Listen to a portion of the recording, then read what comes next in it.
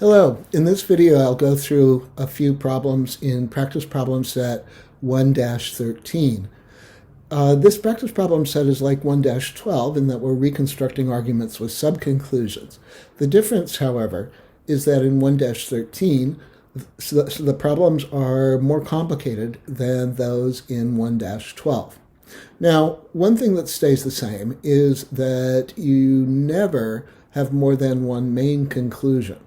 Okay, never more than one main conclusion.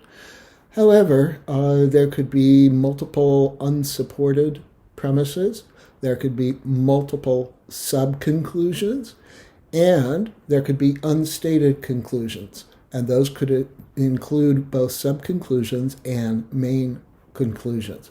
So we'll look at some examples of each of those in 1-13. Let me start with number 2. This was from a long time ago, 1999. Serena Williams had announced publicly that she wanted to compete on the men's tennis tour in the United States. The men's tennis tour is run by a group called the Association of Tennis Professionals. And so, of course, after she made this announcement, sports reporters went to this organization, called the ATP for short, and asked whether they were going to allow her to compete. Here was an answer that a spokesperson for the Association of Tennis Professionals gave to the reporter's question. The spokesperson said, "To be able to play in an ATP tournament, you have to be a member of the Association of Tennis Professionals.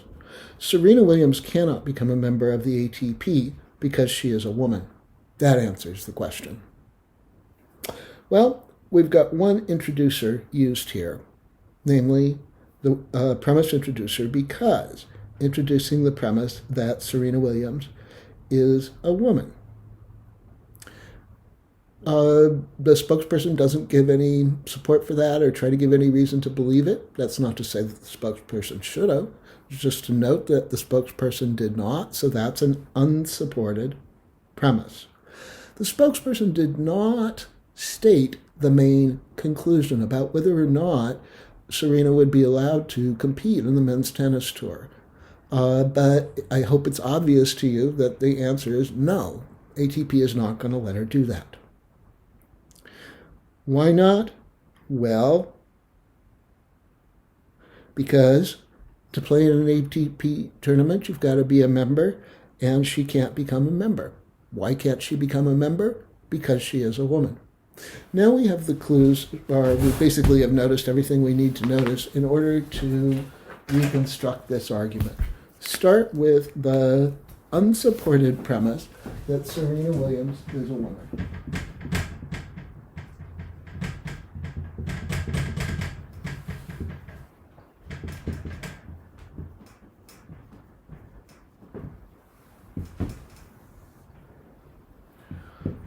From the unsupported premise that she is a woman, the spokesperson draws the conclusion that she cannot become a member of the ATP.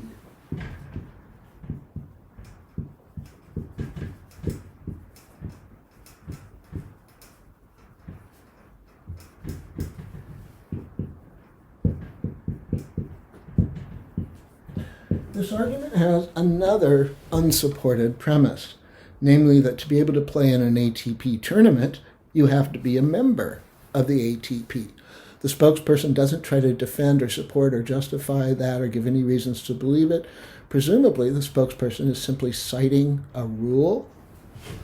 So let's put that as now another unsupported premise.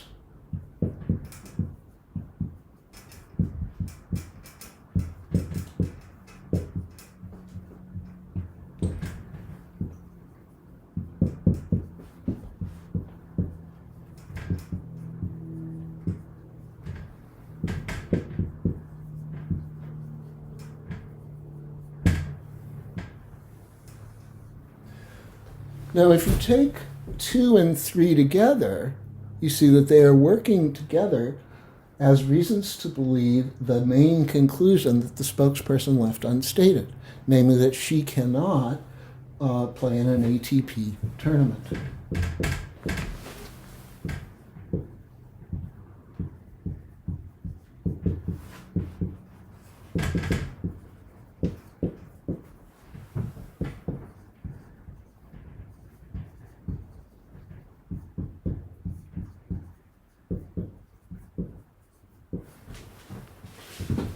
So here would be a complete reconstruction of this argument. Let me comment again on the lines in argument reconstructions. They work like the word therefore. They let you know that what is right below a line is a conclusion. So that's why we've got a line between 1 and 2, because 2 is a conclusion that the spokesperson is directly supporting with 1. We do not have lines between 2 and 3, because 3 is an unsupported premise. So if we had a line right above it, we would be misrepresenting it as a subconclusion when in fact it is not. It's another unsupported premise, just like number 1 is. 4 then is the main conclusion that the spokesperson left unstated. All right, I am now going to turn to number 4. Let me clean up the board first, though.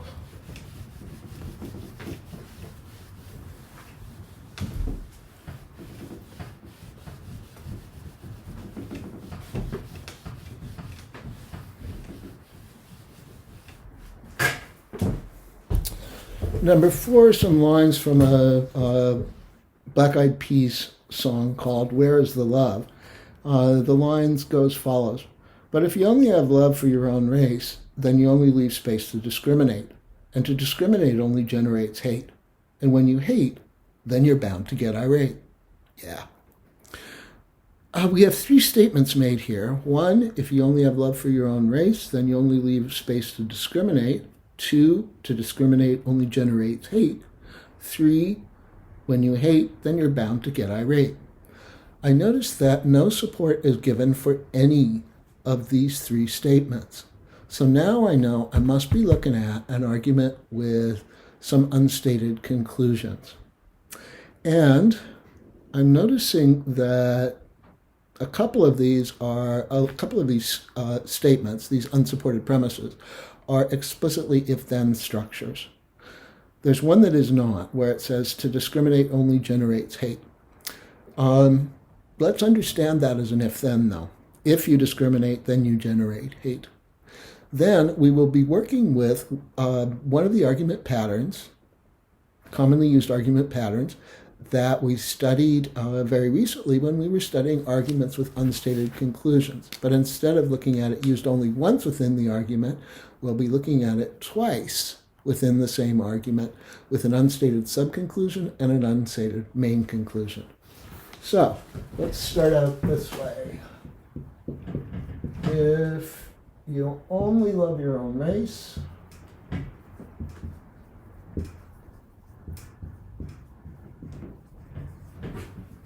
then you discriminate.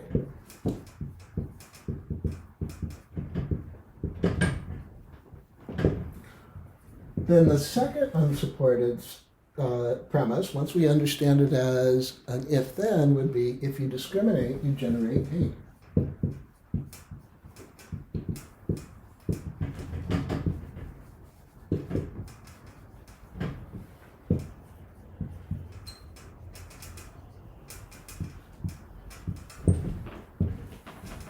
Well, now we're looking at the argument pattern that goes where the premises would correspond to the following.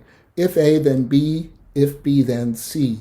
And we know that what comes next in this kind of argument pattern, not what comes next in the song lyrics, because the conclusions were left unstated, but in that pattern, what comes next is a conclusion that has the form if A, then C, which would be if you only love your own race, then you generate hate.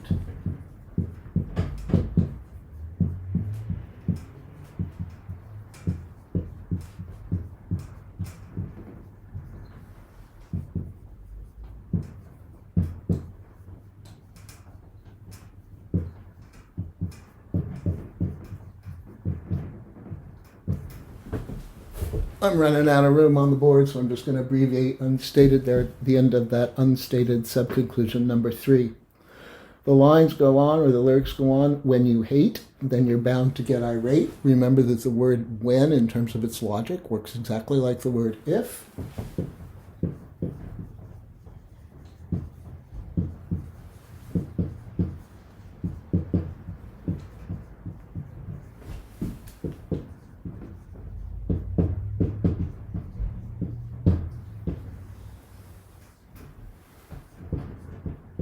Now, if you focus just on 3 and 4, you'll notice that you have the same argument pattern repeated that you had in 1, 2, and 3, except that now, if we're focusing on 3 and 4 as premises, the conclusion, the unstated main conclusion, has to be, if you only love your own race, then you're bound to get irate.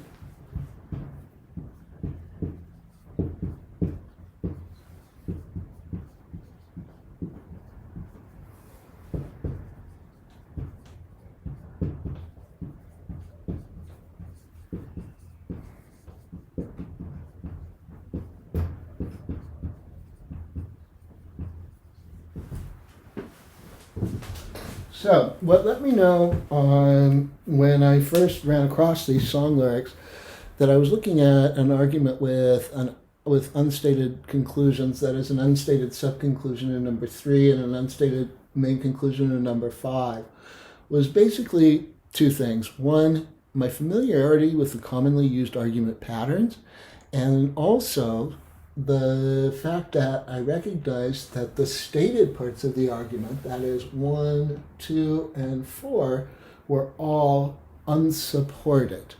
Okay?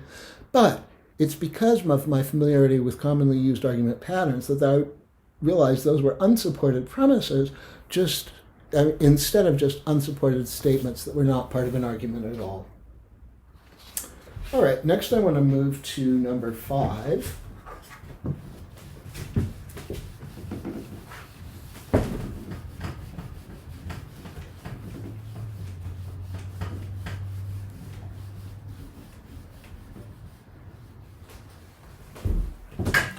Number 5 says, because Hong Kong is a very sophisticated city, there is much secularism, meaning the people are very much concerned with business materialism and improving the condition of living. And so the Catholic Church has to make a big effort to spread the gospel in the face of this. Let's see, we've got multiple introducers here. It begins with the word because, which we know is a premise introducer. After the comma, we have meaning, the word meaning. Sometimes that could be used simply to introduce a definition or something like that.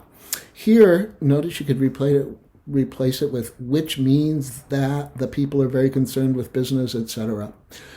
Here, meaning is working as a conclusion introducer. And then towards the end of the passage, we have the conclusion introducer, so. Which means that now we're not looking at an argument where we're going to be adding unstated conclusions like we did with the Black Eyed Peas example in number 4. No.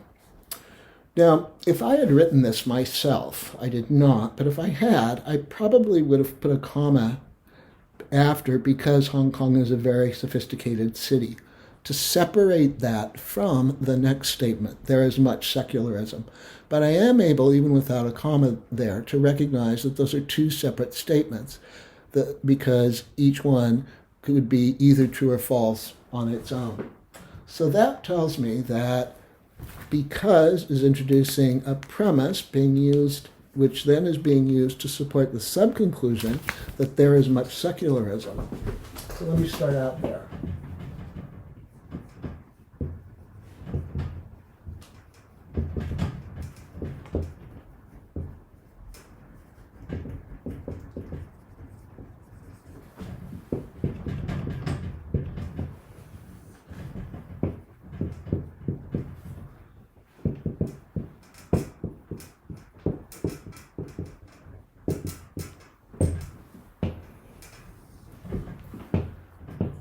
Again, after there is much secularism, we have the word meaning being used as a conclusion introducer.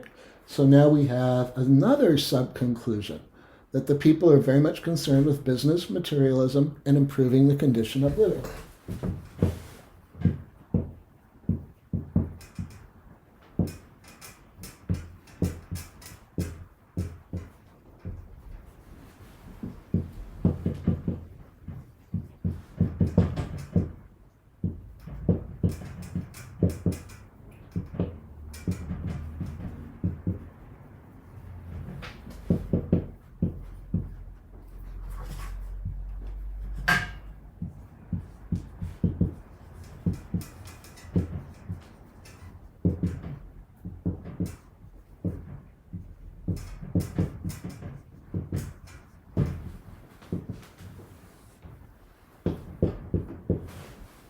Following that, we have the conclusion introducer so, which is taking us to the last thing here. In other words, it's got to be the main conclusion, namely that the Catholic Church has to make a big effort to spread the gospel.